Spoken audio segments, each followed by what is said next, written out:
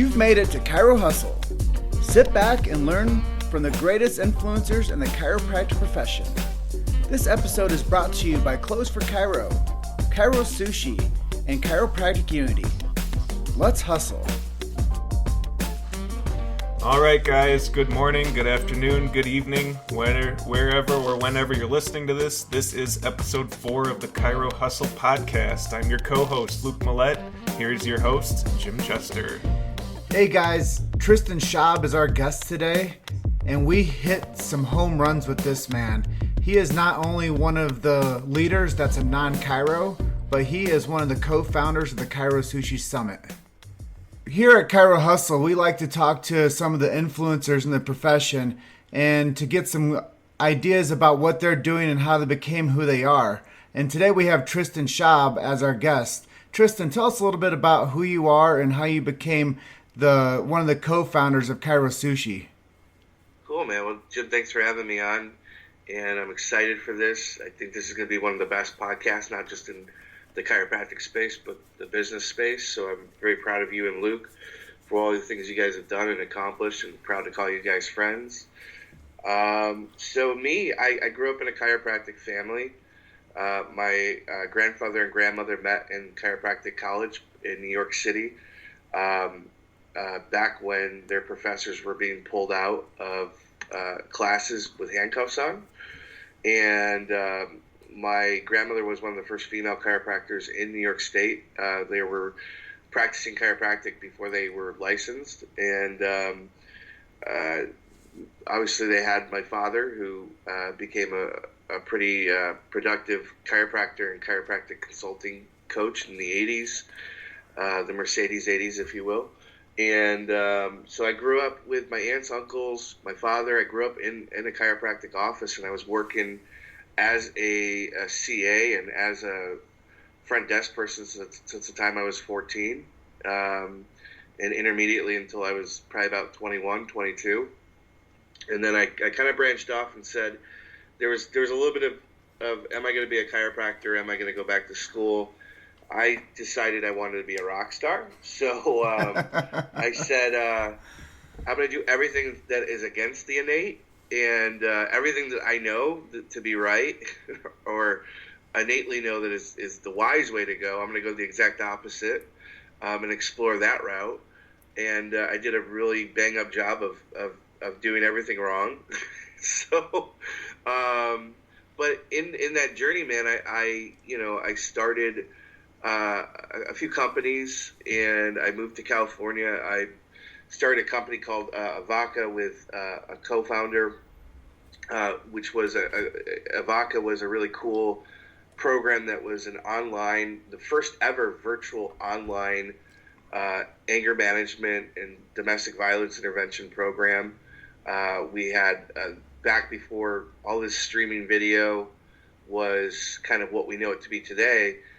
In the mid-2000s, we had one of the first online virtual classrooms with cameras in our classrooms that I taught, and I helped develop the program. We developed one of the very first court-approved anger management ELSs, like e-learning, if you will, that was developed, and we went from doing about $3,000 a month locally in San Francisco in the first 6 months of doing about $26,000 a month in 6 months by scaling out to becoming virtual. So that was a really cool journey. And a lot of it was related back to chiropractic, because we were teaching thought, mind, consciousness, which was you're authentically healthy instead of the kind of the bullshit stuff that people do with cognitive behavioral therapy, which is to basically tell you you're wrong and you need to manipulate yourself out. We went kind of the other way, which is you're naturally born healthy. You're innate. You need to trust your innate. It's all the other stuff that you put in your belief systems. And so we had a really great success there. We sold that program to the San Francisco city government, and they've just taken that over, and that was an exciting journey. And then I started a company with one of my mentors, John Kim, who you guys met at the Chiro Sushi Summit. And we started a company called Dr. Base, which was automation marketing for doctors. We primarily were in like the dental market because they just caught onto it really quick in plastic surgeons, and that led me to actually opening up a med spa in Southern California and kind of taking the things that I learned by going to Parker seminars and growing up in a chiropractic practice and applying that to a med spa setting.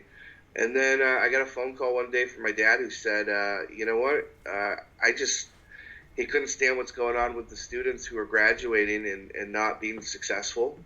And he said, I want to bring back some of the stuff that I grew up with and kind of evolve it, and would I want to help market it? And I said, I'd rather not just help market it, I'd rather help build it with you guys. And thus we started Chiro Sushi. I feel like I'm rambling. No, it's cool, man.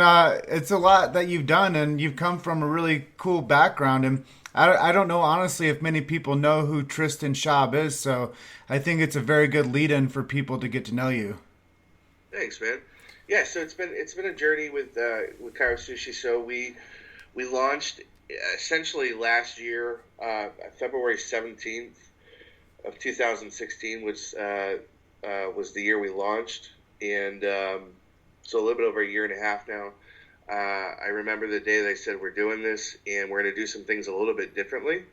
We're going to focus on kind of the way people digest information now and consume information, which is through memes and through curated content. And so we had a high focus on unique user-generated content, which has been a principle of mine when it comes to marketing and building businesses. So with everything you've done so far for the chiropractic community, would you say that everything makes you a chiropractic entrepreneur, or as we like to affectionately call them, chiropreneurs? I think so, Luke. I think that I don't think, to answer the first thing, I don't think we've really accomplished anything yet. I think we've made a lot of noise. I think after the Chiro Sushi Summit, there was hearing people come back to practice, and they've been extremely busy and productive, and they got a lot of insights. But the pessimist in me is like, we can do better. We can always do better. So oh yeah, I'll never we ever can.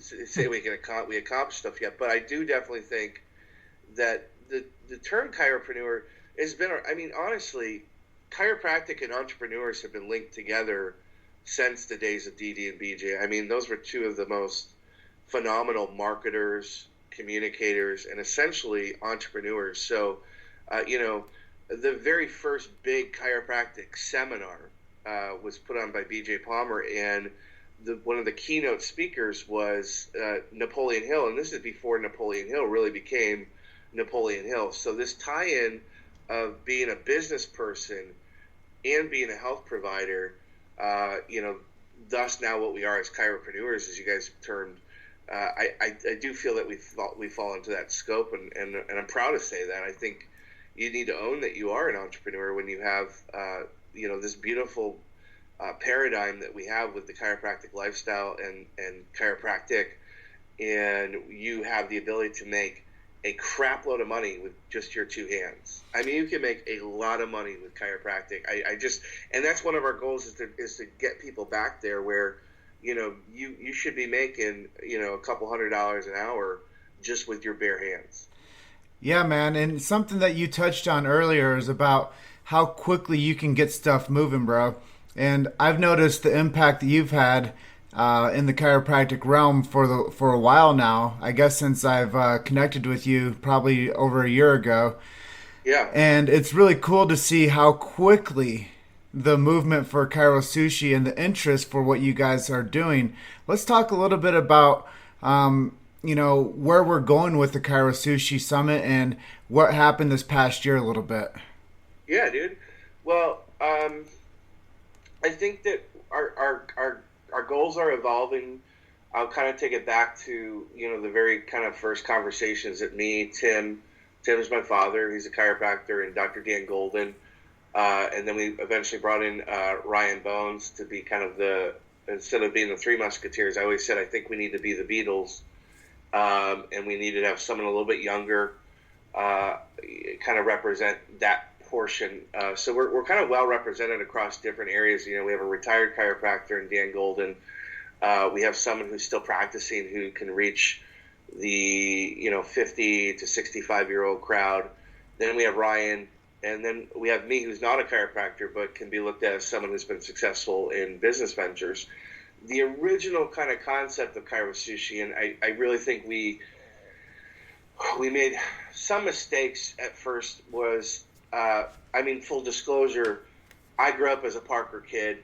I went to Parker seminars as a child. I was in and out of Parker seminars throughout my adolescence and into my early 20s. When Jim Parker was essentially removed from his own entity that he built, which was his own doing, kind of, because he built this board of directors. He went into a nonprofit. He built the school to be a nonprofit. And anytime you get into that kind of BS, you're kind of going to shoot yourself in the foot, because there's so many like chiefs and nothing really gets accomplished. So what we found was that the old school Parker seminars, which were 5,000 to 8,000 people were going at one point, it was so off the hook. And similar to DE, Sid Williams was running seminars with 3,000 to 5,000 people coming.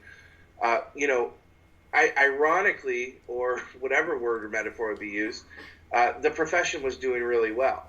Now, a lot of people would say, well, it was the Mercedes 80s and people were able to manipulate the insurance, and there's some validity to that, but it's still 2017. People are able, if you're a smart business person, you're going to figure out, how do I make more money efficiently, right?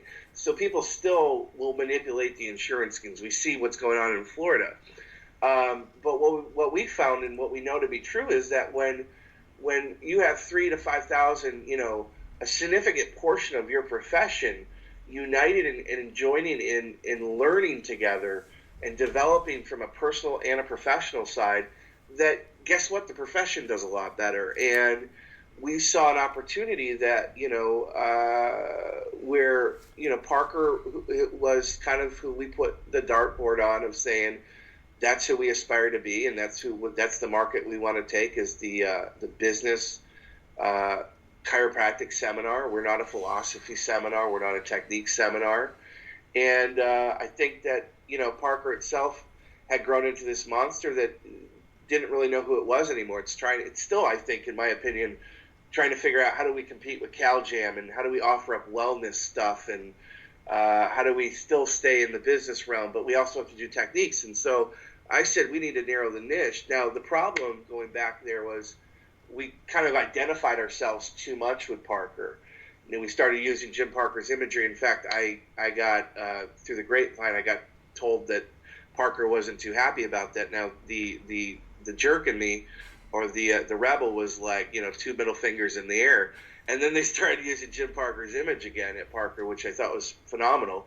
And I truly think that we helped them have a great Parker experience this last year, through kind of osmosis and us promoting Jim Parker again. And I hope they can keep it up.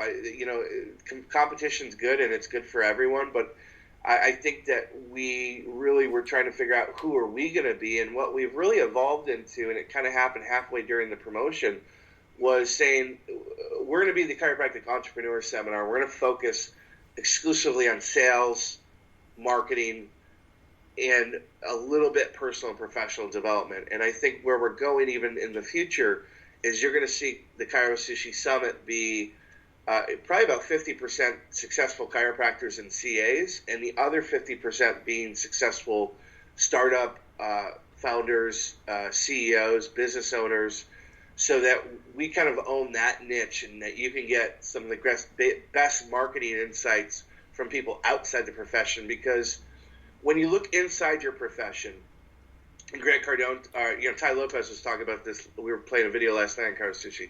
Ty Lopez was talking about, I don't look at inside my own industry from its leaders. I look outside. I look at Hollywood. I look at real estate. And so I think that's really what we have to do, is one, look outside our profession. You still have to respect, and you can learn from the leaders inside the profession, but outside the profession is where you're going to get kind of those out-of-the-box ideas. And that's where we're going to go with Chiro Sushi Summit, is really becoming the chiropractic entrepreneur This is where I go to get satiated for my marketing, my social media insights, how to grow my practice, and business development. So you mentioned Tai Lopez, you mentioned Napoleon Hill. That kind of brings us to our next question. Do you have any mantras or quotes that you really live your life by and apply to every day? Yeah, dude, good question. I say my mantra to myself is just keep going. And if anyone wants to hack into my passwords, it usually starts out with some sort of form of tenacity. So this was bred into me kind of in that Silicon Valley startup days. When we were building Doctor Base, man, it was literally like a game of chicken every night. It was like, who's going to be the first to leave? And there were times that I remember we were working on Christmas, and we didn't just work on Christmas for like a couple hours. We worked for like 12 hours, cleaning up stuff and organizing schemes and talking about campaigns and following up with emails. So tenacity and just keep going are kind of like what I look for, because at the end of the day, like, you have to be creative and you have to have tactical ways to market yourself, brand yourself, and do things differently. But the biggest dose that you need is consistency, right? And so the biggest problem that I find in most business owners and most startups is that they're consistently inconsistent. They'll start something, they see the idea in their head that I can make money doing this, but when it comes to actually putting in the time, energy, and bandwidth, then they realize, oh crap, this is hard, and that's when they kind of check out. And that's where like 80 to 90% of people check out. Those 20 to 10% that make it to the next level are the ones that go, you know what, I got to get up and I got to do this content. I got to do this email blast. I got to put money on the table. I got to pick up the money on the table. So, I go back to my, if there's a mantra, and it kind of came to me just talking about this, is I believe that you should always run your business and your operation as if you're always a startup. As soon as you lose I'm not a startup, whether it's a startup practice or startup business, you kind of lose that mojo and that gusto that I think propels you. And so, if I had to give advice to anyone, is just keep running your business and your life like you're a startup CEO. Yeah, man.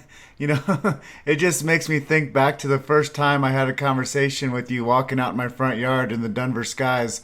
And you're like, dude, you are probably one of the most consistent people out there. And that's, I think, one of the things that really brought us together. Yeah, dude. I mean, look at what you can you guys hear me okay? Oh, yeah. Yep. Okay. I look at all the content you were putting out. Now, first of all, you guys created a documentary in chiropractic, which there's only been, that's like one of like 3 or 4 that's ever been done. And if you really look at it, it's the only one truly about chiropractic and not kind of like the medical allopathic model, which is like the other documentaries that have been put out there. So it was truly focused on like explaining what chiropractic is, and you guys did such a phenomenal job. And then, you had to promote that, and you had to keep going with building your identity and your brand for this. And I just was like so admired like the consistency and the hustle, because most people would give up. Most people would stop because they're not getting the response they want. Even if you look at lately with like what you've done with asking questions on Facebook and developing as a person that we go to see what's on Jim's mind today and what does he have. I know going back in time, you were asking questions and people weren't answering stuff. But you kept going. Other people would have said, okay, I tried this 4 times, and you know what? I didn't get anything from it. And Jim Chester and Luke are different. They're like, you know what? We know that this is what smart people are doing. We're going to keep doing it because we know we're going to get the results. And guess what? Now you're getting the results. You're getting phenomenal results. Yeah, man. And I think the big thing is with what I'm doing is this podcast is actually something that is going to add more value to that. And people are going to start getting more content that we create. And it's not just making ourselves visible. It's going to be, what are they doing and what can I learn from them now? Yeah, and same thing. You'll start this, and you'll probably you'll see every podcast the downloads and the subscribes will go up and keep going up and keep going up. And you know what? You might have a little moments where it dips down or goes up or it gets stagnate. But you will know that there's a bigger purpose and you have a mission and you have a vision and you're going to accomplish it. And so, the thing is, man, the Chester Mama didn't raise no quitter, dude. I appreciate you saying that, man. And it's really good to be in company of high-end, vision. And I think that a lot of times we limit ourselves to our four walls and we really don't know how to reach out to people that are really contributors to the future. And honestly, most people are afraid of finding people because then they get called out on what they're doing or what they're not doing. Yeah, absolutely, man. Absolutely. It's an interesting time too, dude, because of social media and what we can accomplish and the opportunities that's out there. And so, just keep going. Tenacity, man. Tenacity. And that actually leads into our next question. What would you be able to accomplish as a chiropreneur if more people knew about your cause and what you were doing with, like, say, Chiro Sushi? Like, what would happen if 3 times as many people showed up next year or even more? I truly think that goes back to what I was saying about when 5,000, 8,000 people were going to Jim Parker seminars or Sid Williams seminars. And I want to stress on this, too. I think it's really important, we love Danny Knowles at Mile High. We love Billy at Cal Jam. There's a couple other seminars that I think that the person owns it. And then you have other industries where they've kind of taken over the seminars. I think that they've lost something because, it's not their money anymore involved. It's either a school's money or it's some other entity that they're kind of sharing in, and there's, like I said, there's too many chiefs, and everyone has to go in one direction, or they want to fight for another direction. When Sid owned his stuff and Jim Parker owned their stuff, it was their voice coming through. And the cool thing about Chiro Sushi is that we're a group, our voice is coming through, and we don't all agree on the exact. Like, I get into philosophical arguments with Dr. Bones all the time, because I'm probably more of a mixer with a straight mind philosophy, but open to, hey, doing supplements, doing CBD, and he's like, I'm not really into that stuff, but if more people were coming, we could have more of these discussions. I think the cool thing about Chiro Sushi Summit this year is people felt there was so much love, and that was one of our intents. We weren't promoting love. We weren't saying, come here and you'll, because I think that's kind of, it kind of comes across as like consumer Valentine's Day stuff. Like, how can you proclaim this is going to happen? But if your intent is for that to happen, it should happen. And all of us were unified in that we wanted this to be a safe place where there's no technique wars, where people could learn about different options. The one thing I'll say is that human beings deserve options. So if more people were coming, I truly believe that they would be more successful in their practice. It's a cliche, but it's what I've heard from people that have attended and that have been reading our content for over a year, that they'll be more productive and that they'll have a better quality of life. And that they build this the quality of life thing comes in with the connections that they've made. They've now met like-minded individuals that they can pick up the phone or text and communicate with. I mean, I'm hearing now from so many people that are like, I'm talking to this person that I met at Chiro Sushi every week now, or this person texts me every Monday with, a quote or something. So there's been this really cool, it's going back to what our goal was. We wanted to create, a very organic, unified family, and the cool thing about it is that they all differentiate on their techniques and their philosophy of what is chiropractic, which I think is the beautiful thing about chiropractic, is that it's like love. Like, you can't really define it. It is what it is. It is what it is to you. Yeah, man. And when you say all that stuff, it just brings up a lot of emotion for me because it really put me on more of a national stage to be able to interact with people too. And the way that people have reached out to me since the summit and the way that people have interacted with me since Cairo Sushi. I mean, it pretty much took me from a guy that was like pushing for 50% of, knowing people to maybe around 70% of knowing people. And now I get, honestly, between 5 to 10 messages or emails a day just asking me about what my ideas are or how I might be able to help people. Yeah, and they should be asking you that because you know a lot of freaking answers, man. Well, Luke has the next question for you too, so we're going to keep firing away with you. All right. So, Tristan, you personally, where do you see the chiropractic profession going in the next 5, 10, or even 20 years? Wow. Okay, so I believe that the continued rise of cash practices and membership style practices is going to overtake Boom. the